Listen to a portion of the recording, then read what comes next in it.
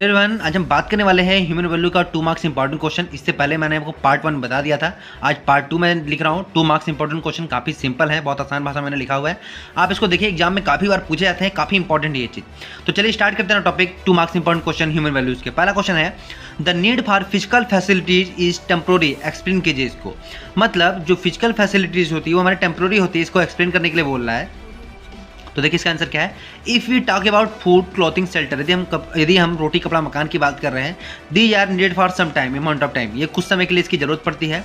That's why we can से, इसलिए हम कह सकते हैं फॉर फिजिकल फैसिलिटीज टेम्पोरी, जो हमारी फिजिकल फैसिलिटीज होती है हमारी क्या होती है, सम टेम्पोरी होती है, कुछ समय के लिए होती है। ठीक है। सेकंड क्वेश्चन क्या पूछना, सेकंड क्वेश्चन पूछता है how is trust the foundation value of relationship. जो हमारा ट्रस्ट होता है वो हमारा रिलेशनशिप का फाउंडेशन वैल्यू है। इस चीज़ को बताइए कैसे।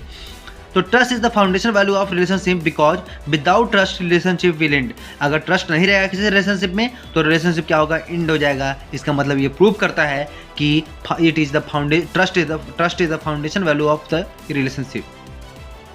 थर्ड नंबर क्वेश्चन आता है, what is the mean by continuity of happiness.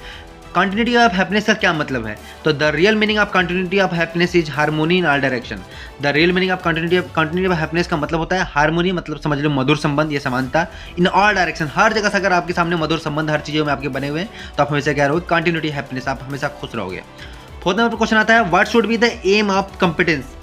Competence का मतलब होता है क्षमता, योग्यता, आप बोल सकते हो। What should be the aim of competence in professional ethics. इसका प्रोफेशनल एथिक्स में इसका क्या मतलब है, क्या एम है, इसको बताइए। The aim of competence in professional ethics to differentiate between right and wrong. इसका क्या एम है कि प्रोफेशनल एथिक्स में कि क्या डिफरेंशिएट करना, अलग अलग करना, क्या राइट है क्या रॉन्ग है। ठीक है। फिर उसके बाद क्वेश्चन नंबर 5 आता है। तो क्वेश्चन नंबर 5 में क्या है, what are the difference between संयम एंड केयर। संयम और केयर में क्या डिफरेंस है। तो संयम रिफर्स टू सेल्फ कंट्रोल। संयम का मतलब होता है सेल्फ कंट्रोल से रिलेटेड है, और केयर का मतलब होता है रिफर्स टू वेलफेयर, मतलब किसी का कल्याण करने से है। तो ये दोनों डिफरेंस है, एक सेल्फ कंट्रोल है एक का मतलब, और दूसरे का मतलब है वेलफेयर, मतलब किसी का कल्याण से मतलब है। ठीक है। 6 नंबर पे आता है, discuss the need and importance of ethics in the life on an individual. मतलब क्या इंपॉर्टेंस है, क्या नीड है किसका, एथिक्स का, in life of an individual.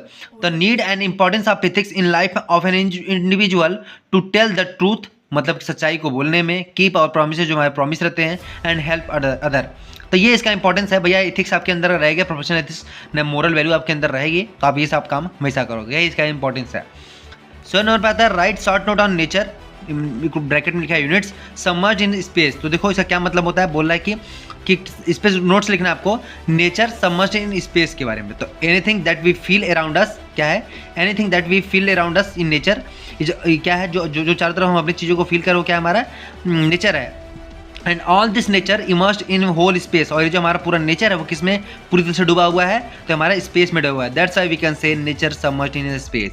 इसी वजह से हम कह सकते हैं कि जो नेचर होता है हमारा वो सबमर्ज्ड होता है इन स्पेस में। ठीक है। अब हम आगे बढ़ते हैं क्वेश्चन की तरफ।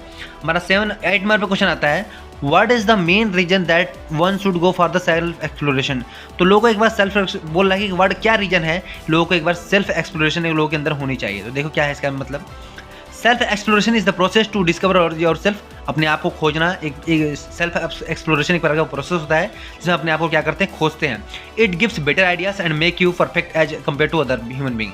ये आपको अंदर से एक अच्छे आइडियाज देते हैं, हमेशा लोगों से अलग कर देते हैं, एकदम अच्छा इंसान बना देगा आपको।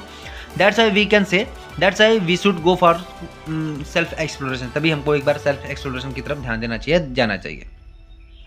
9 नंबर पर क्वेश्चन आता है, what do you mean by experimental validation. तो क्या होता है एक्सपेरिमेंटल वैलिडेशन का मतलब, experimental validation is the method to discover himself. अपने आप को खोजना ही थ्रू इट्स पर्सनल एक्सपीरियंस, अपने पर्सनल एक्सपीरियंस की मदद से अपने आप को खोजना, यही कहलाता है एक्सपेरिमेंटल वैलिडेशन। ठीक है। पर्सनल एक्सपीरियंस मतलब like feelings, want, desire, thought process, यही सब। और 10 नंबर लास्ट क्वेश्चन आता है, what do understand by the terms स्वात्व, स्वतंत्रता एंड स्वराज। इन तीनों का क्या मतलब होता है बताइए। तो स्वात्व का मतलब होता है, द रियल मीनिंग ऑफ स्वात्व इज इननेटनेस ऑफ सेल्फ। स्वतंत्रता का मतलब होता है बीइंग सेल्फ ऑर्गेनाइज्ड, और स्वराज्य का मतलब होता है सेल्फ एक्सप्रेशन, या आप बोल सकते हो सेल्फ एक्सटेंशन। तो ये थे हमारे टॉप 10 क्वेश्चन, काफ़ी इंपॉर्टेंट, काफ़ी बार पूछा जाता है, कि काफ़ी इंपॉर्टेंट, इसमें से जरूर कुछ ना कुछ क्वेश्चन आपके सामने आएंगे, पूछे जाएंगे, काफ़ी इंपॉर्टेंट है। आप इसका चाहे तो हम नोट्स लिख सकते हैं, या मेरे साथ आप रिवाइज कर सकते हैं, काफ़ी आसान शब्दों में मैंने लिखा हुआ हो। ठीक है। चलिए मिलते हैं आपसे हम नेक्स्ट वीडियो में, तब तक के लिए जय हिंद।